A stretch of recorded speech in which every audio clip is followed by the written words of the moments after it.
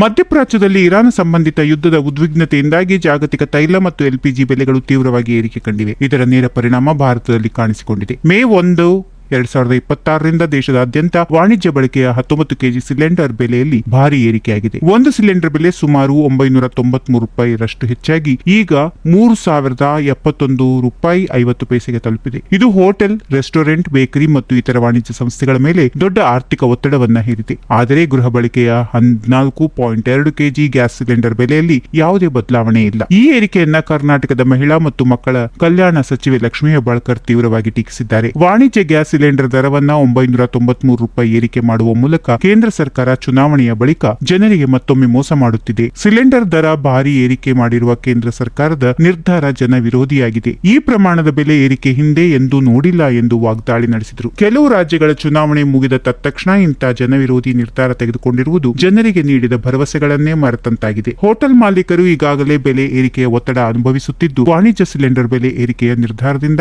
ಆಹಾರ ಪದಾರ್ಥಗಳ ಬೆಲೆ ಮತ್ತಷ್ಟು ಏರಿಕೆ ಆಗಲಿದೆ. ಹೀಗಾಗಿ ಕೂಡಲೇ ಜನರ ಜೀವನೋಪಾಯವನ್ನ ಕಷ್ಟಕರಗೊಳಿಸುವ ಬದಲು ಬೆಲೆ ನಿಯಂತ್ರಣಕ್ಕೆ ಕ್ರಮ ಕೈಗೊಳ್ಳಬೇಕು ಎಂದು ಆಗ್ರಹಿಸಿದರು.